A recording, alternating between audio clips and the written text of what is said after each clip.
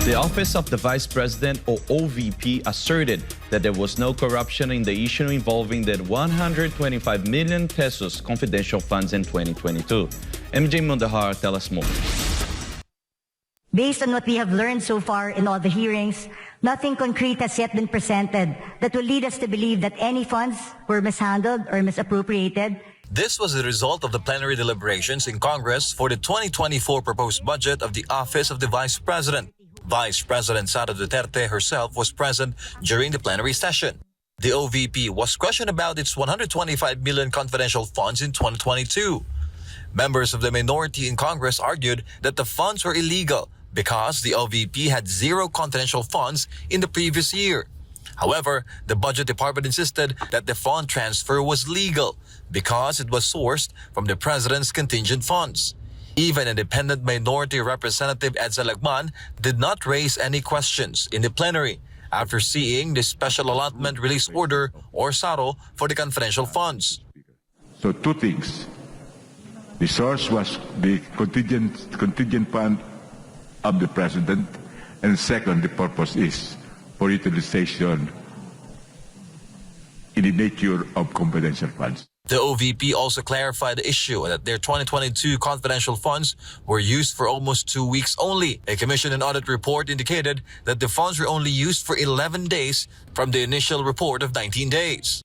With the basis of the report of COA, for the utilization of the fund starts from December 20 to 31, and that is 11 days. However, Mr. Speaker, Your Honor, the implementation of the programs started on the day that the SARO was released, in December 13 of 2022, which means immediately after the release of SARO, the implementation has already started.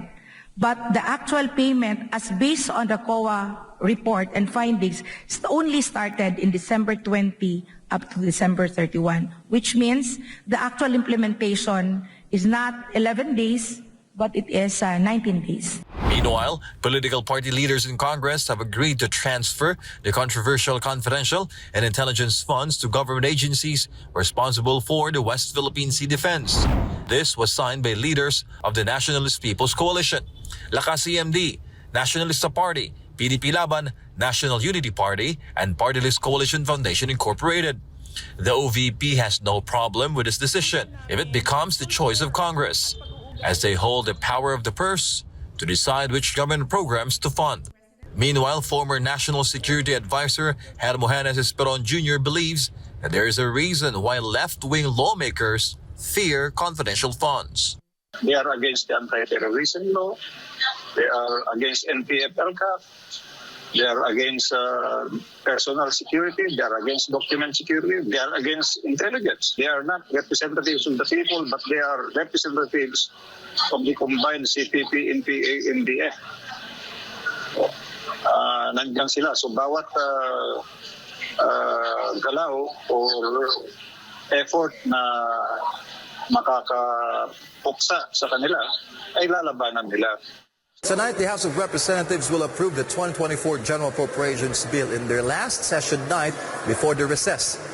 Business here will be back on the first week of November. For Government of Philippines, MJ Mondejar, SMNI News.